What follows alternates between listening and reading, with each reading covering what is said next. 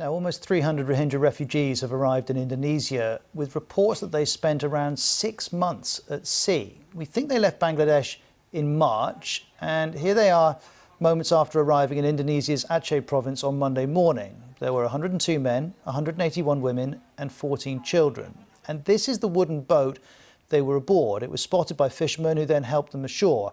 They told locals they had no belongings, and the only thing they had were the supplies they'd managed to cram into the boat. Now, details about their journey are very vague. We believe it set sail from southern Bangladesh, either at the end of March or early April, with Malaysia as the destination. However, it's thought the boat was first turned away from Malaysia and then from Thailand, in both cases because of COVID-19 restrictions. They then continued towards the north coast of Sumatra in Indonesia, but it's also not clear how much control they had over their journey.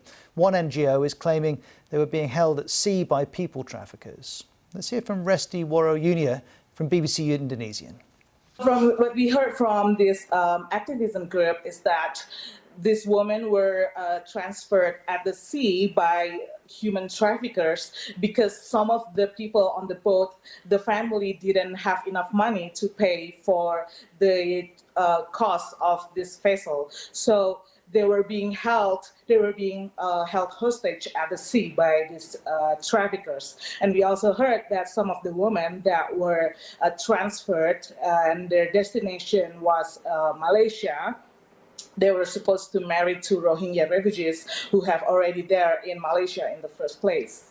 Well, we've heard stories similar to this before. Back in June, this boat arrived in the part of Indonesia, same part of Indonesia, after 4 months at sea. 100 Rohingyas were on board, and they told us of being beaten by traffickers and being dangerously short of water and food. And all of these desperate experiences root back to the Rohingya experience in their home country, Myanmar. They're a Muslim minority, and after a military crackdown in 2017, over 1 million Rohingya fled across the border into Bangladesh.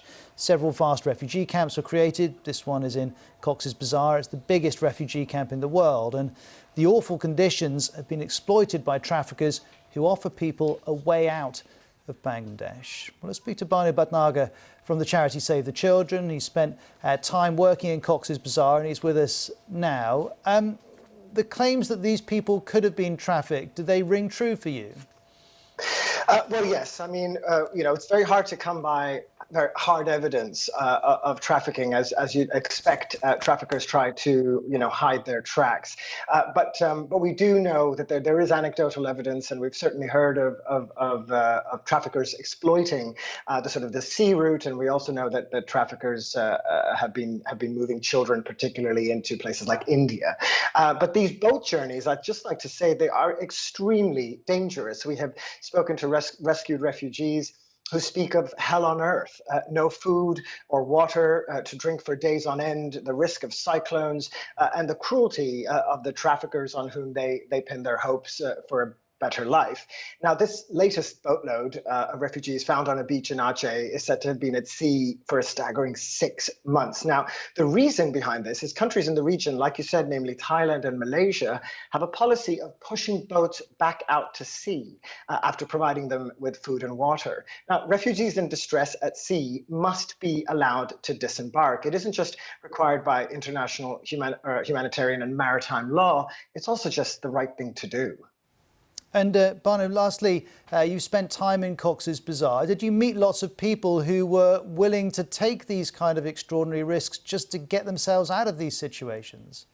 Absolutely. Look, we're talking about a refugee camp, the largest refugee camp in the world, with nearly 1 million refugees. Some 500,000 of them are children. There's no opportunity for livelihoods. There's very limited learning opportunities for the children. And the communities there are almost entirely dependent on aid. So you can imagine what that does to motivation, to people's desire to actually provide for themselves.